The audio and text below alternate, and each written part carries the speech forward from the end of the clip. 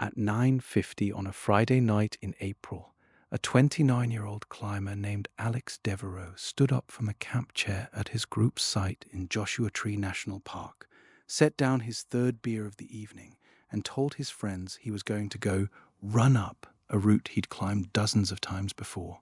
A well-known, moderately difficult crack climb rising close to 100 feet out of the desert floor, visible from their campsite in the fading light. No rope, no harness, no headlamp beyond the one clipped to his shirt collar. He climbed confidently for the first 60 feet. Then, roughly 90 feet up, at a specific technical move he had executed successfully more times than he could count, his hand missed the hold it was supposed to find. Alex Devereux had been climbing for almost 11 years, the last 6 of them seriously. Trad climbing, sport climbing, and increasingly in recent seasons, free soloing. Climbing without rope, harness, or any protective system, relying entirely on skill, familiarity with the specific route, and physical control. Free soloing carries a very particular reputation within the climbing community, one that Alex was well aware of and, by most accounts from friends, took seriously in a way that looked, from the outside, disciplined rather than reckless. He didn't solo routes he hadn't climbed with a rope first, often many times.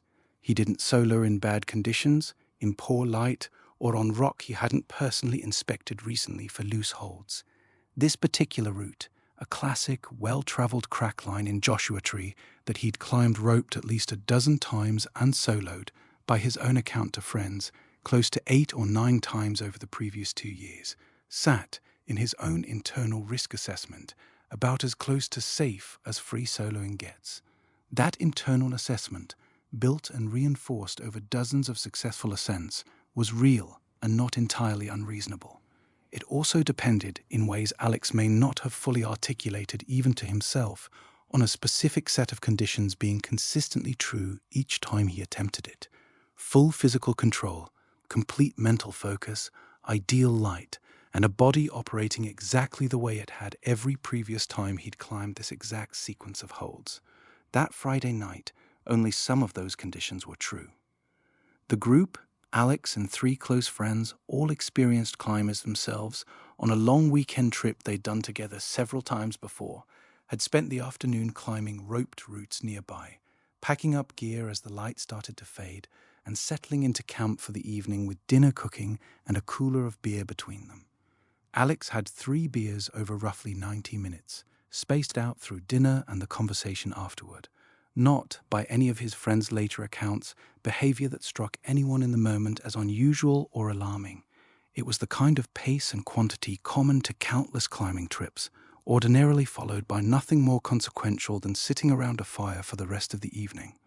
What made this evening different was Alex's specific, spontaneous decision, made sometime around 9:45, to solo the route visible from their campsite, a decision that emerged casually, almost as an afterthought, framed by Alex himself as something closer to a nightcap ritual than a serious undertaking. He'd done this climb enough times, he said, that it was basically muscle memory at this point, something his body knew how to do independent of how sharp his mind happened to feel in any given moment. His friends' reactions were mixed, though none of them intervened forcefully. One friend, Jordan, mentioned that it was getting dark and asked if it could wait until morning. Another, Maya, pointed out, half-joking, that he'd had a few beers. Alex laughed this off, reiterating the muscle memory point, and pointed out that he felt completely fine, not drunk, not impaired in any way he could identify, just relaxed after a good day of climbing. This is worth sitting with directly, because it captures something specific and well documented about alcohol's effects that goes beyond how a person feels in the moment. Even a moderate amount of alcohol, well short of the level most people would describe as drunk, measurably affects fine motor control, reaction time, and depth perception, the exact physical capacities that free solo climbing, particularly at a specific technical crux move, depends on most heavily. A climber can feel entirely clear-headed, entirely in control, while still operating with meaningfully reduced precision in exactly the kind of small, split-second physical adjustment that separates a successful hold from a missed one. Alex did not feel impaired.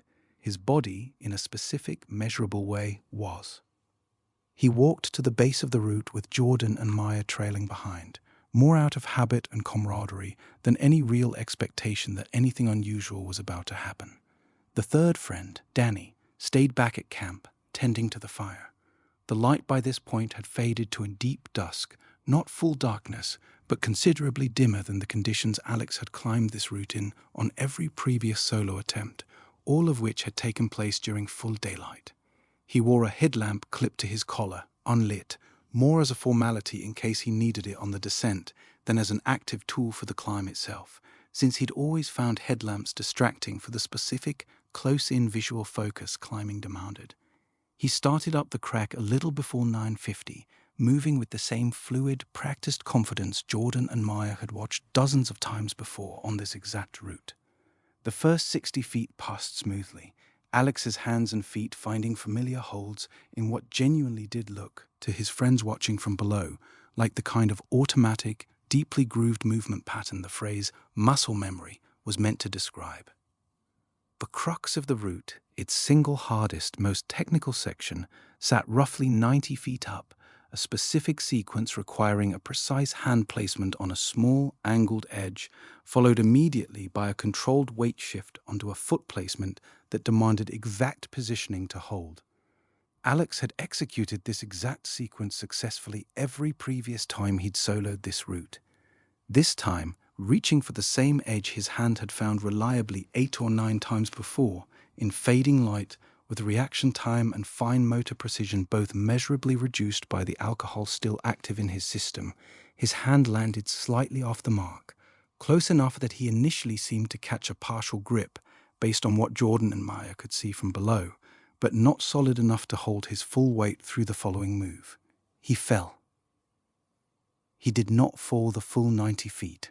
Roughly 30 feet below the missed hold, the route's rock face included a narrow ledge, not a deliberate safety feature, simply a natural fold in the rock that happened to intersect his fall line.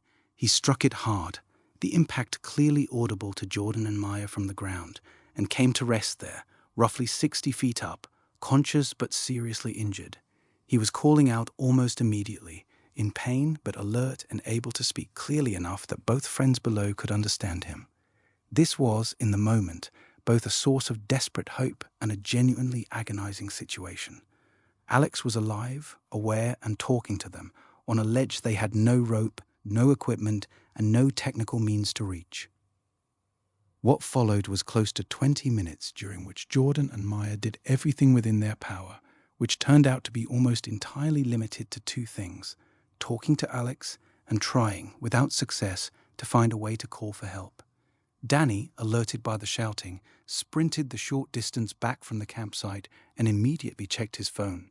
No signal, a known and specific characteristic of this section of Joshua Tree, tucked into terrain that blocked line of sight to the nearest cell towers, regardless of carrier. All 3 friends checked their own phones repeatedly over the following minutes, walking in different directions, climbing onto nearby boulders for elevation, in the specific, increasingly desperate hope that a single additional bar of signal might appear somewhere nearby. None ever did. With no ability to call emergency services and no technical climbing gear on hand capable of safely reaching Alex 60 feet up an exposed rock face in near total darkness, Jordan and Maya's only remaining option was to keep him talking, keep him as calm and stable as possible, and hope that some other climbing party or a park ranger on routine evening patrol might pass close enough to hear the commotion. David! Maya stayed directly below him, calling up steadily, answer me! asking him questions, telling him to stay still, to keep pressure wherever he was bleeding, to focus on his breathing. Alex's responses, clear and coherent in the first several minutes, began changing gradually as time went on, his voice growing quieter, his answers slower, occasionally trailing off before restarting, a pattern entirely consistent with a body dealing with significant trauma and likely internal injuries from an impact of that force, compounding with every passing minute that professional medical intervention remained out of reach. Jordan attempted, at one point, a careful free climb partway up an adjacent, easier section of rock, trying to get close enough to physically reach Alex or at least assess his condition more directly. an attempt made in the same near darkness that had already contributed to the original fall, and one that Jordan, by his own later account, recognized even in the moment as carrying real risk of creating a second casualty rather than helping the first. He got within about 15 feet before the terrain became too exposed and too uncertain in the dark to continue safely, and had to stop, unable to close the final distance. Danny ran back toward the campground's main road, the closest point where any passing vehicle might be flagged down, in the hope that someone driving through with a working phone on a different carrier or simply closer to a signal-accessible area might be able to call for help faster than continuing to search on foot near the campsite.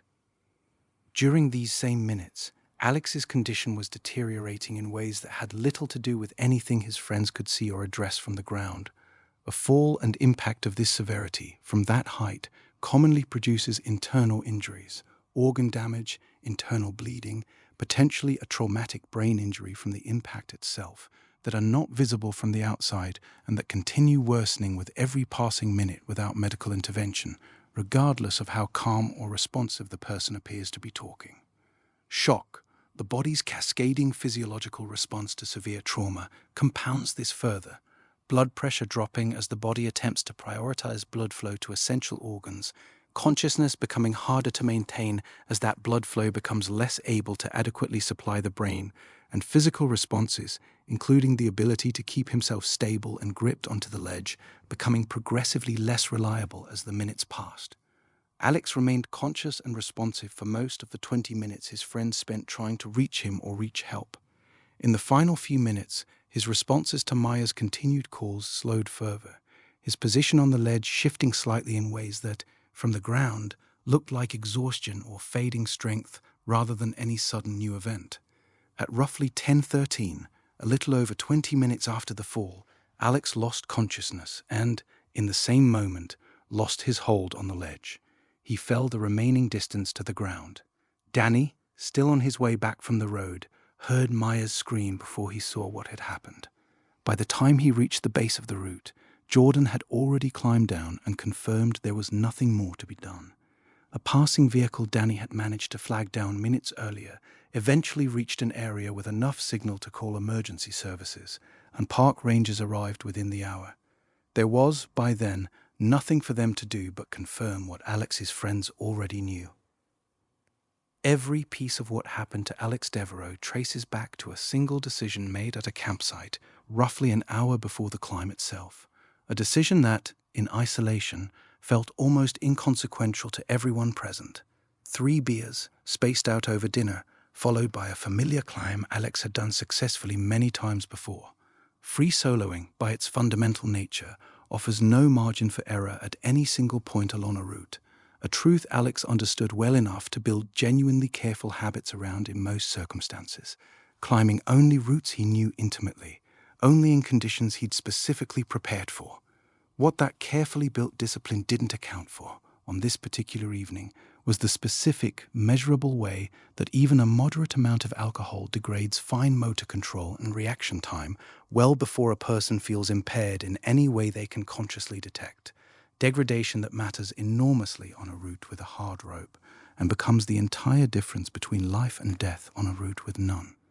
Fading light compounded the same problem further, reducing the visual precision available for exactly the kind of small, split-second hold assessment a technical crux move depends on, at the specific point in the route where Alex's margin for error had already been narrowed by everything else working against him that night. And the 20 minutes that followed the fall reflect one of the most specific and painful realities of climbing and hiking in truly remote terrain. The difference between an injury that becomes survivable and one that doesn't often has very little to do with what happens at the moment of the fall itself, and everything to do with how quickly professional medical care can be reached afterward. A difference measured in areas without cell coverage, not in minutes, but in however long it takes a friend to run far enough or flag down someone lucky enough to pass by, to find a signal at all.